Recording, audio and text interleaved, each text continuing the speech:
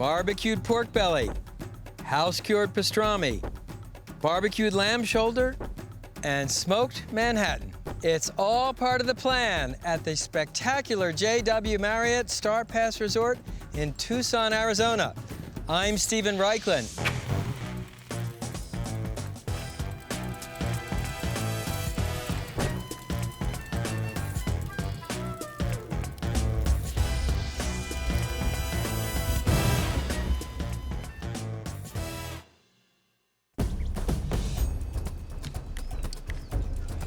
One of the things I like best about smoking is its ability to turn once undesirable cuts, like pork belly, For the barbecued pork belly, give me 2.5 3-pound pieces. into gastronomic miracles.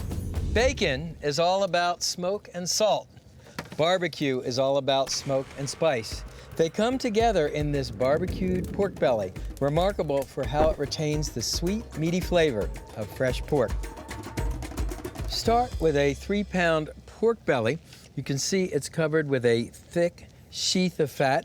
Ask your butcher to remove the skin. And you can see the striations of meat and fat, with meat on the underside. Using a sharp knife, score the surface of the pork belly in a crosshatch pattern. Make your cuts about 1/4 inch deep. This scoring will help the spice and smoke penetrate the pork belly and release some of the excess fat. And score the bottom of the pork belly the same way. What I like about pork belly is it goes beyond the bacon experience. Bacon is really about the salt, the cure, and the smoke. Pork belly is about the fresh, sweet taste of pork meat. We're using a pork belly from a Berkshire hog, sometimes called Kurabuta hog, raised for its luscious fat and rich meaty flavor. Next, the rub. It starts with ancho chili powder, salt,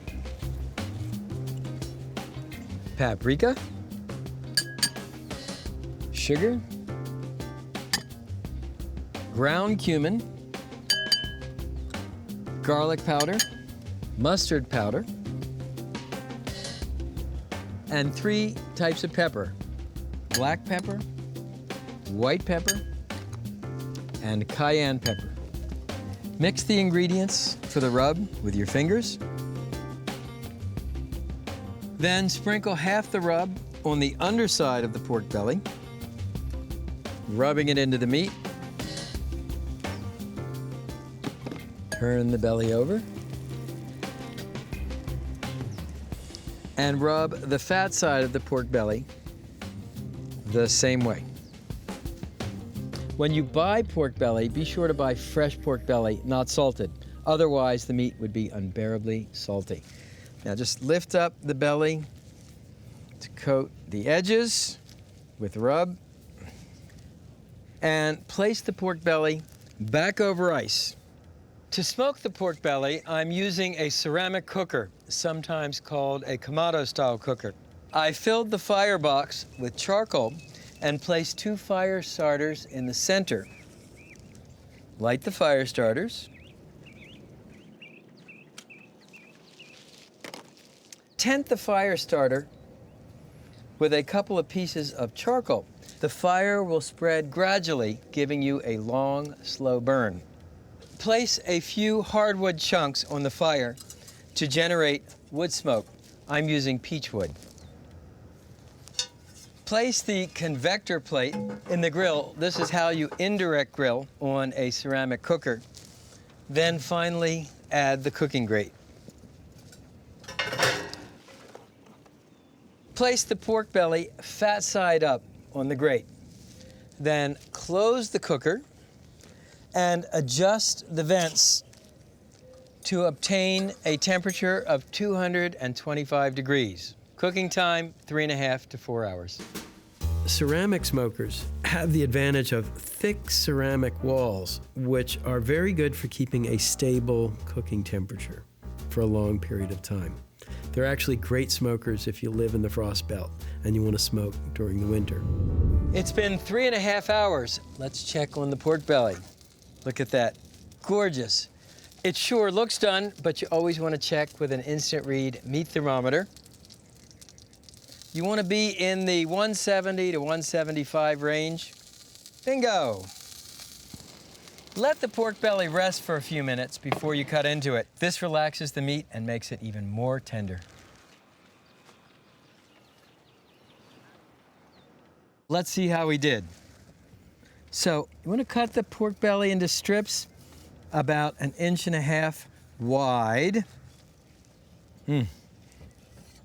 We even got a little bit of a smoke ring. I'll just cut a piece to taste. That is so moist and juicy.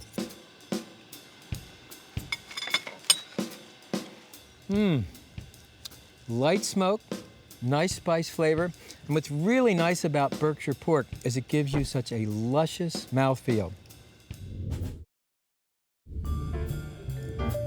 What is smoke exactly, and how does it flavor foods? Smoke is a vaporous byproduct from burning wood and other organic materials. Contains solids, liquids, and gases. Hardwoods from deciduous trees like hickory and apple produce the best tasting smoke. Wood goes through 3 stages when you burn it. At 212 degrees, the water in the wood boils, releasing steam and producing carbon monoxide and nitrogen dioxide, compounds essential for the formation of the iconic smoke ring in briskets and other smoked meats.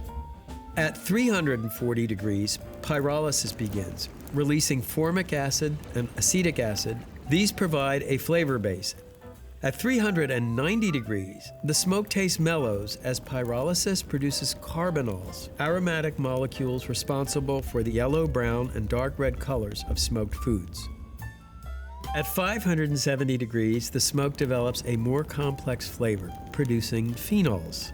These include creosol, a peat-like flavor one associates with Scotch whiskey, isoeugenol, the clove and other spice flavors in smoke, and vanillin, a vanilla-like sweetness. At 750 degrees, the wood blackens and smoke production peaks. This is your smoking sweet spot, with the highest concentration of phenols that add color and taste to the food. At 1800 degrees, the wood ignites and the flavor-producing compounds cease. The burning wood becomes an agent for cooking, no longer for smoking.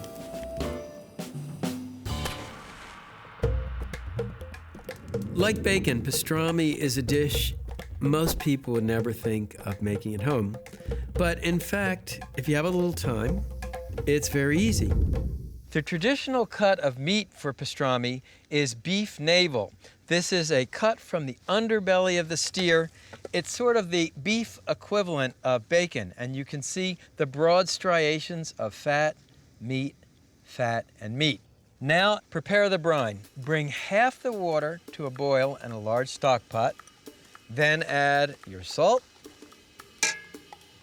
1 teaspoon of pink curing salt, sometimes called Prague powder. It's added as a preservative, and it's responsible for the inviting pink color of pastrami. Now add 1/2 onion cut in quarters and a handful of garlic cloves cut in half. Whisk these ingredients together until the salt dissolves. Then shock chill the brine with an equal amount of ice water. Once the brine has cooled to room temperature, pour it over the beef navel.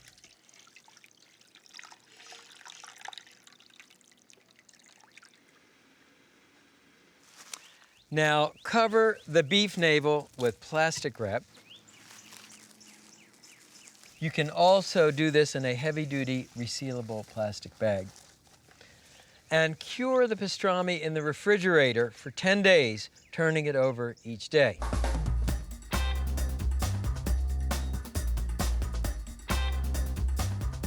So here's the beef navel after it has cured for 10 days. You can see the meat has already started to take on that pink color. What you want to do is rinse the beef navel in cold water and blot it dry with paper towels. Next step, prepare the rub. The primary flavors of the rub are black pepper and coriander seed.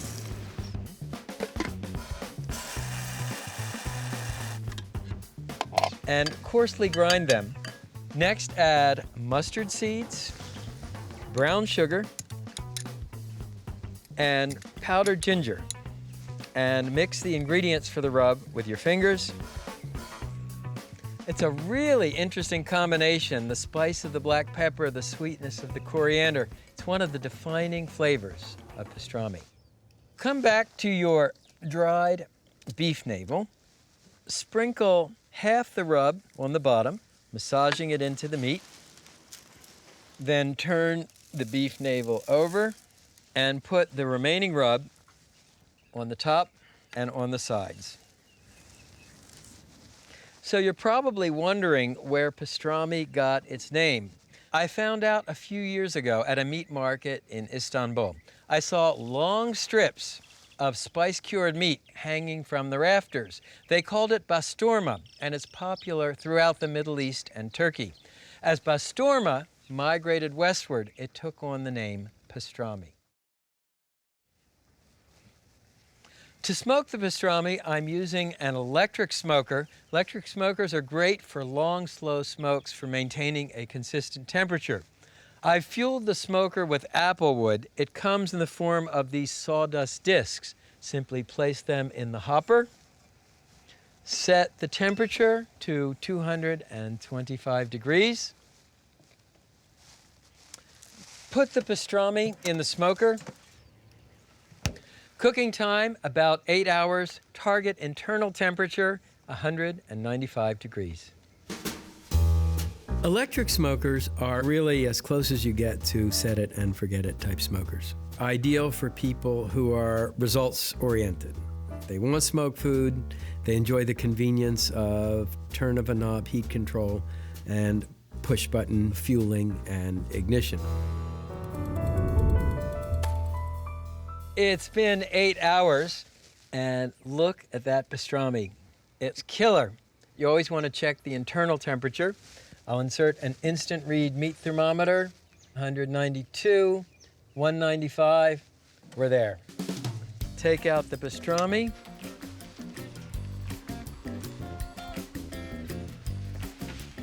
Okay, the moment of truth. Look at that gorgeous crimson pink color. It slices beautifully. And I suppose we could do a deli classic. Mustard on rye bread. And then we'll lay on some pastrami.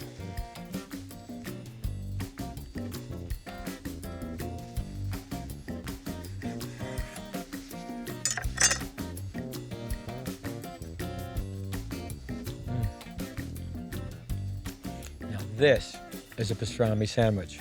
That pepper and coriander crust, it's salty, but not too salty. The generous marbling gives it a luscious mouthfeel.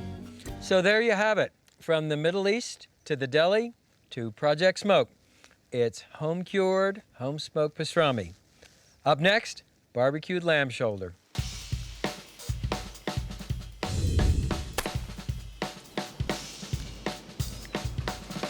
5 grills going. A lot of things to kind of get going ahead of time. Smoky, smoky. So it's lamb shoulder, just salt and pepper, and then smoked slow for 8 to 10 hours. Then we're brushing it with this Worcestershire vinegar mix to keep it moist and flavored as it goes.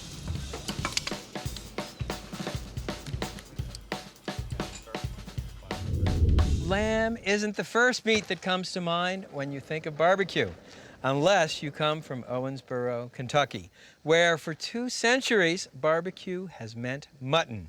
I give you the Project Smoke twist on a bluegrass state classic, barbecued lamb shoulder with black dip.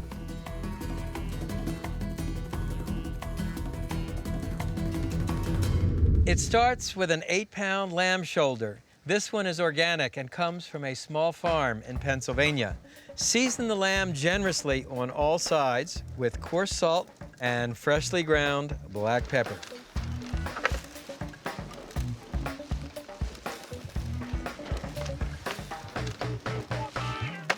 This blue circle, by the way, is a USDA seal of approval. Let me show you the smoker. To cook the lamb, I'm using an offset barrel smoker. It has a firebox set slightly lower than the cook chamber. I built a bed of charcoal embers, and to generate wood smoke, I'll lay a hickory log on the fire. And this is the smoke chamber where you'll do the actual cooking. You can see there is a metal baffle. This baffle slides back and forth, and it's designed to equalize the temperature. Remember, the smoke chamber is going to be a lot hotter at the fire end than the chimney end.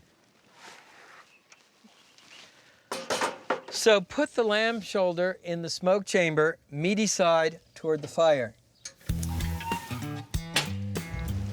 Kentucky-style lamb shoulder actually gets 2 sauces. The first is a basting mixture. It starts with boiling water, cider vinegar, Worcestershire sauce. It seems like an excessive amount of salt, but remember, this is just washed over the lamb. Then freshly squeezed lemon juice, and I squeeze it through my fingers to catch any seeds. Then you can toss the lemon rind right in the dip. Finally, black pepper. Bring this mixture to a boil.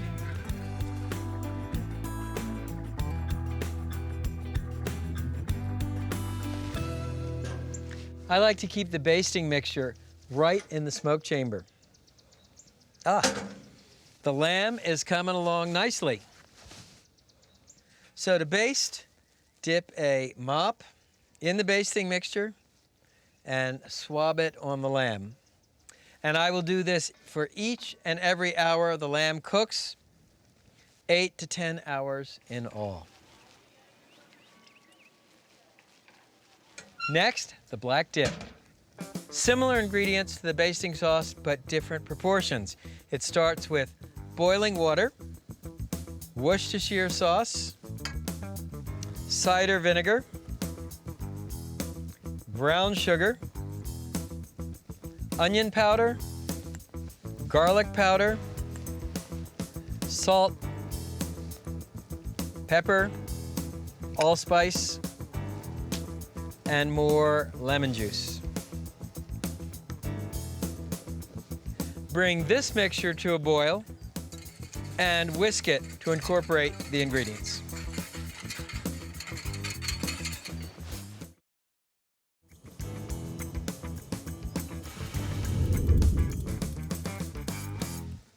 It's been 9 hours. The lamb shoulder should be done, and is that beautiful or what?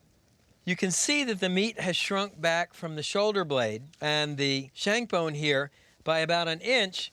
So it should be done, but of course, it's always good to check. You're looking for 190 degrees. Right on target. Let the lamb rest 10 minutes. Meanwhile, butter some sesame hamburger buns.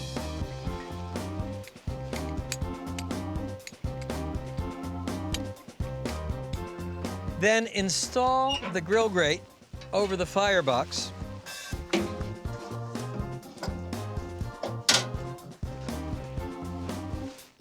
So you can toast the buns right over the fire. It's super quick.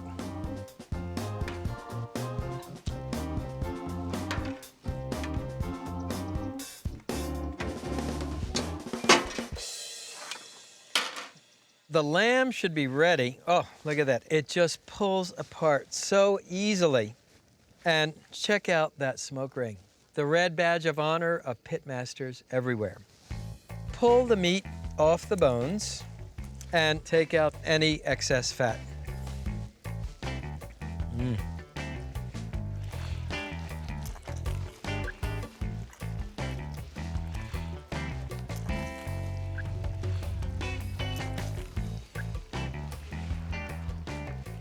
get rid of all these bones and scraps. And these are called meat claws. I'm going to use the meat claws to tear the lamb into these meaty shreds. Oh man, this looks so good. That red, folks, is not rare lamb. The lamb is actually well done. That red is the smoke rate.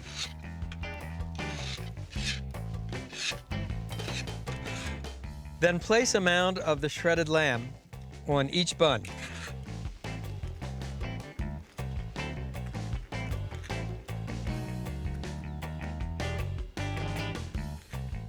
Now ladle some black dip over the lamb.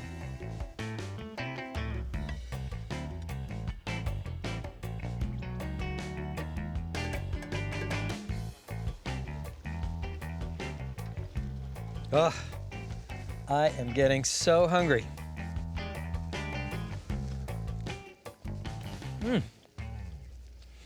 This is outstanding. It's in the barbecue family, but lamb has a totally different flavor than a smoked pulled pork shoulder. And the black dip, mostly tart, cuts the fattiness of the lamb. This is an astonishing sandwich. I'm always amazed at smoke's ability to give you an entirely new perspective on a dish or drink you've enjoyed for decades. Case in point, the Manhattan.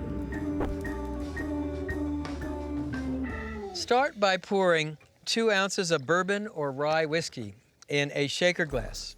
Add 1 ounce of red vermouth and 2 shots of your favorite bitters. Next, cover the shaker glass with plastic wrap, leaving one edge open. To smoke the whiskey, you'll use a handheld smoking device.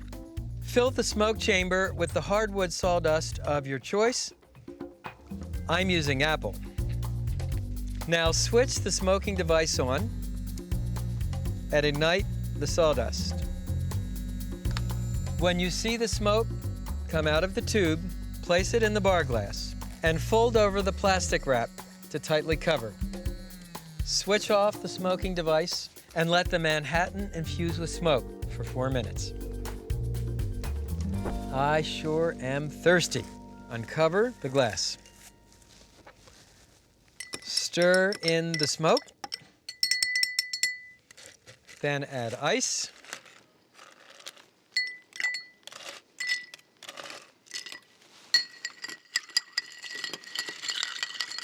And stir the Manhattan vigorously. Now place a Hawthorne strainer over the shaker glass and strain the Manhattan. Add 1 maraschino cherry.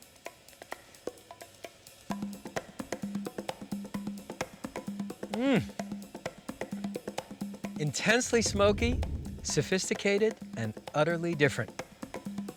I hope you've enjoyed today's show on bellies and shoulders. Barbecued pork belly, house-cured pastrami, smoked lamb shoulder with black dip, and a smoky Manhattan. I'm Stephen Raichlen. See you next time.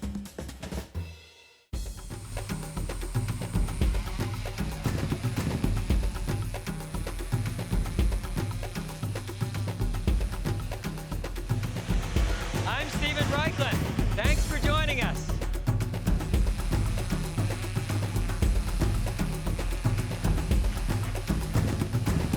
That's great, Gary.